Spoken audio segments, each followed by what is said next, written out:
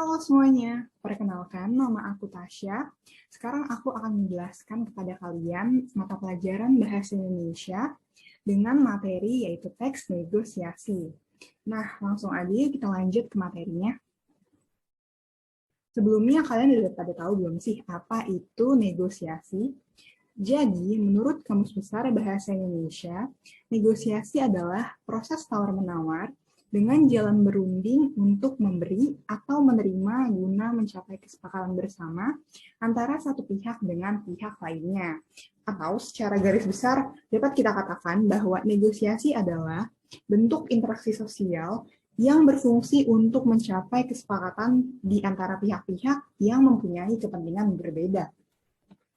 Lalu, apa sih pengertian dari teks negosiasi sendiri? Jadi, teks negosiasi merupakan teks yang di dalamnya berisi proses untuk mencapai suatu perjanjian atau kesepakatan antara kedua belah pihak untuk memenuhi kepuasan pihak yang bersangkutan dalam elemen tertentu seperti kerjasama dan kompetisi. Nah, sekarang aku bakal ngasih kalian contoh dari teks negosiasi. Nah, di sini aku ada teks negosiasi antara penjual dan pembeli. Nah, ini merupakan contoh teks negosiasinya, jadi aku bacain sedikit. Siang itu di Pasar Klewer seperti biasa terjadi kegiatan jual-beli. Anton yang sedang berrekreasi ingin membelikan oleh-oleh untuk ibunya. Dia ingin membeli kerudung, dan terjadilah tawar-menawar antara Anton dan penjual kerudung. Nah, bisa kita lihat di sini, penjual menawarkan harga kerudung tersebut kepada Anton yaitu sebesar 50.000. Namun di sini bisa kita lihat bahwa Anton tidak langsung setuju dan menawar kepada penjual yaitu harganya 30.000 boleh atau tidak. Nah, lalu penjual bilang tidak boleh, tetapi akhirnya penjual menurunkan harganya yaitu 45.000. Tetapi Anton masih tetap tidak setuju dengan harga yang sudah diturunkan oleh penjual. Lalu Anton menawar lagi harga kerudung tersebut, yaitu 40.000. Tapi penjual tetap mempertahankan harganya, yaitu 45.000. Sehingga akhirnya Anton pun mengalah dan akhirnya dicapai kesepakatan di harga 45.000. Nah, jadi seperti ini merupakan contoh teks negosiasi. Kalian bisa baca sendiri ya. Oke, jadi selanjutnya adalah ciri-ciri teks negosiasi. Oke, jadi berikut merupakan ciri-ciri teks negosiasi. Yang pertama yaitu bertujuan untuk mencari solusi. Seperti yang kita lihat dari contoh teks yang sebelumnya, jadi negosiasi itu muncul karena adanya permasalahan atau perselisihan. Seperti tadi, Anton tidak setuju ketika penjual menawarkan harga kerudungnya yaitu 50.000. Nah, di sini terdapat perselisihan atau ketidaksetujuan Anton kepada si penjual. Nah, maka dari itu Anton akhirnya menawar harga dari kerudung tersebut.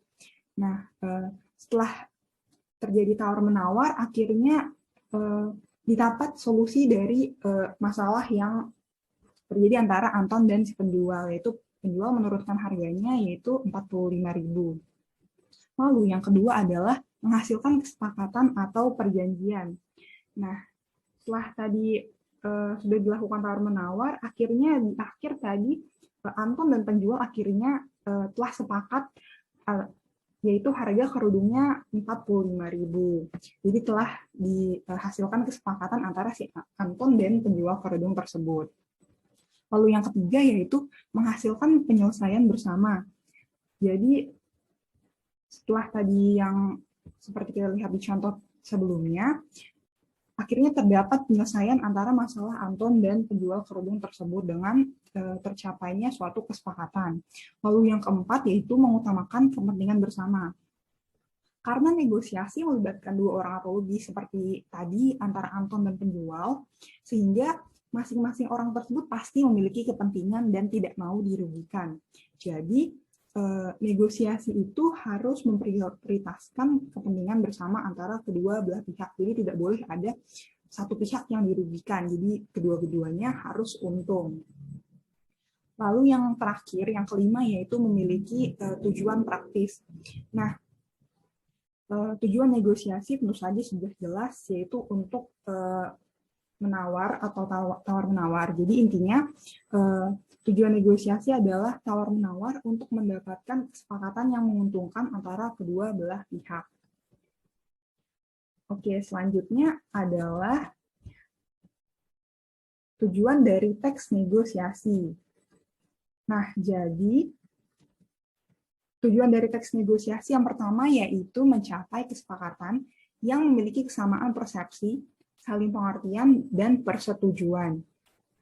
Lalu yang kedua yaitu mencapai penyelesaian atau jalan keluar dari masalah yang dihadapi secara bersama.